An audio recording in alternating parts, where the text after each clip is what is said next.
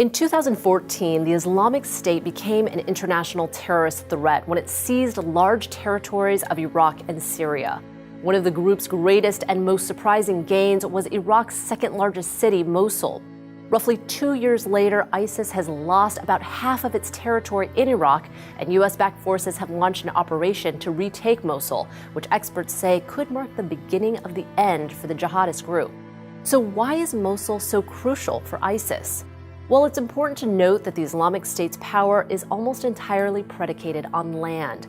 The terror group's goal is to overthrow governments and wage war until they secure a global caliphate. They've been able to fund their operation largely through robbing banks, taxing and extorting the local population, and stealing natural resources such as oil. But the terror group has already lost much of its income sources due to U.S.-led airstrikes, so today controlling large populations is especially important to their bottom line. This is one of the main reasons ISIS needs Mosul. Before the war, the city was home to about 2 million people whom the terror group has taxed heavily, extorted, and enslaved. As the city's de facto government, ISIS was able to tax residents on everything from electricity and water to pharmaceuticals and bank withdrawals. Although Mosul's population has fallen by roughly half since the group took over, losing control would still be a financial disaster. The Islamic State also needs Mosul for strategic reasons. The city is a trade hub surrounded by Syria, Iran, and Turkey, and is crucial to ISIS's movement of weapons, soldiers, and supplies. For instance, the group was reportedly able to move soldiers between Mosul and its primary stronghold in Syria, Raqqa. But losing Mosul would cut off that route, forcing the group to contain most of its operations in Syria. Also close by are some of Iraq's most vital oil fields and pipelines, from which the group extracts and sells the resource. Mosul is also the center of ISIS's chemical weapons operation. Since April 2015, the terror group has been using a chemistry lab at the University of Mosul to build peroxide-based chemical bombs and suicide bomb vests, not unlike those used in the Paris and Belgium attacks. ISIS chemists either give these weapons to their fighters directly or teach them how to build their own weapons abroad.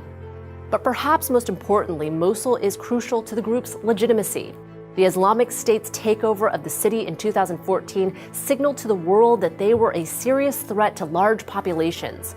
What's more, the group positioned itself as a de facto government, which set them apart from other terror organizations such as Al-Qaeda, and it gave them more leverage in recruiting fighters from around the world. The city is also a cultural hub of Iraq, as it's home to historical sites and countless works of ancient Islamic art. Seeing the destruction of these antiquities was central to ISIS's goal of establishing itself as the new rulers of the Arab world.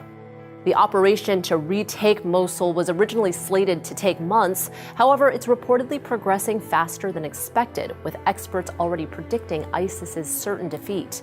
But as the U.S., Iraq, and its allies close in, hundreds of ISIS fighters are reportedly fleeing to the group's other controlled territories in Syria, namely to the city of Raqqa.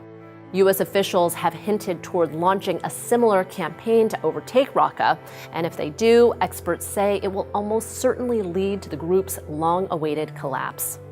Mosul is the Islamic State's last major stronghold in Iraq, as the group has already lost about half of its territory in the country. But how exactly does losing territory hurt ISIS? Find out more in this video at the top. And if you want to learn more about the ways in which ISIS makes its money, watch our video at the bottom. Thank you for watching Seeker Daily. Please don't forget to like and subscribe to see new videos every day.